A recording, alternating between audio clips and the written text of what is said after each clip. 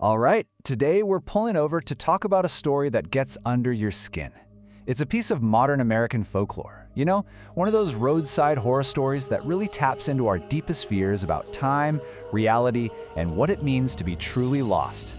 We're gonna break down the Starlight Diner's Hour and figure out what makes it so dang terrifying.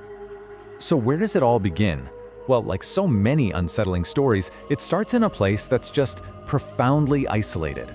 We're not in some old haunted house. We're on a real stretch of highway, US 50, in the dead of night. A place where, let's be honest, any one of us could find ourselves totally alone. And bam, right there, that one line does so much work. It immediately sets up the key theme, vulnerability. This isn't just some made-up spooky road, it's a real place, known for its absolute emptiness. It makes you feel exposed before anything has even happened. So let's get into the setup. The story doesn't start with monsters or jump scares. No, it starts with something way more relatable. A long drive, a car running on fumes, and a totally normal need for some gas. Think about how perfectly this is all put together. You've got a driver who's emotionally raw after a breakup, making them a little more off-kilter. You've got this super isolated location. And of course, it's the middle of the night, when the world already feels a bit strange. It's the perfect recipe to pull you into the trap before you even know you're in one. And this is where it gets really clever. The author uses this imagery that's so familiar, it's almost comforting. The classic American diner, a little beacon of light in the darkness. It creates this false sense of security, luring our driver and us right inside. Okay, so the trap is laid, and now comes the first hint that something is off. And it's not some big, scary reveal. It's a quiet little detail that just plants a seed of wrongness. And there it is. This is the absolute core of the mystery. You've got two clocks in the same room showing two totally different times, exactly 1 hour apart.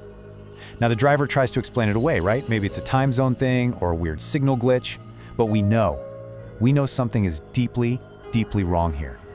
This isn't just a gimmick to move the plot forward. It's a classic horror move. The story is attacking the one thing we all trust, the one constant we rely on, time itself. I mean, if you can't even trust a clock, what can you trust? This is what's known as the uncanny. It's when something is super familiar, like a diner clock, but it's behaving in a way that's just impossible. And that feeling is so much creepier than a simple scare, because it makes you start to question your own senses. It's a really insidious kind of fear. And then the waitress Evelyn drops this bombshell of a line, and it just flips the whole situation on its head. With just 5 words, she suggests that it's not the diner's reality that's broken, it's ours. The diner isn't an hour fast, the whole rest of the world is an hour slow. So at this point, things escalate. We're way past a weird clock now. This is a full-blown supernatural trap where the normal rules of the universe just don't apply anymore. And this is the gut punch. The road doesn't lead away from the diner, it leads right back to it. This isn't just about time being broken anymore. Now space itself is falling apart. There's no escape. You know what makes this even more terrifying? It's how casual Evelyn is about it. For her, this isn't some crazy paradox. It's not a crisis. It's just how things work out here. This is normal for her. And that is so unsettling. So now the horror gets a rule book. It's not just random chaos, it's a system. And laying out the rules like this is a brilliant move because it makes the trap feel so logical, so inescapable. You can understand exactly how you're trapped, but that doesn't help you get out. So let's put ourselves in the protagonist's shoes now. They decide to try and just wait it out. And this is where the story really dials up the psychological pressure.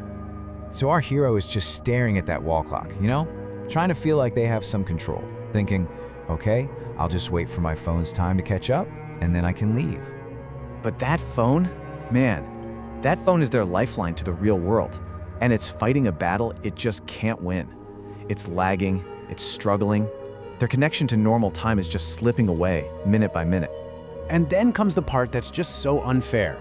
Every time they look away and look back, the diner's clock has leaped forward. It's cheating, it's accelerating. And that's devastating, because it takes away their last little bit of hope. You can't even wait it out fairly. The diner is playing a rigged game. And this is when Evelyn finally explains the real stakes. It's not about losing an hour of your day. It's about losing your whole life. Losing your identity, your past, everything. And just becoming another ghost, another forgotten part of this place.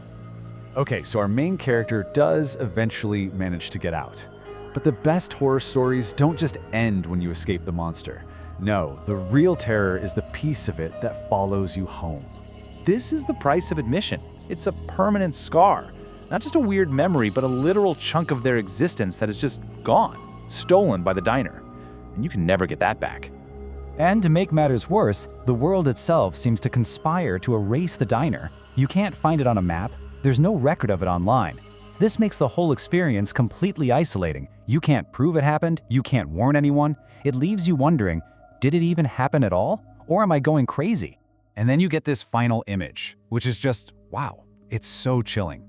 The escape wasn't clean. A little piece of the diner, a piece of its rules, it latched on. It can still reach out and mess with your world. This constant, terrifying reminder that you never really got away. And that's what this story leaves us with, right? This deeply unsettling idea that turns the horror outwards, points it right at us. It makes you think that maybe the barrier between our world and the diner's world is a lot thinner than we'd like to believe. It makes you wonder about every little glitch, every weird moment of lost time in your own life.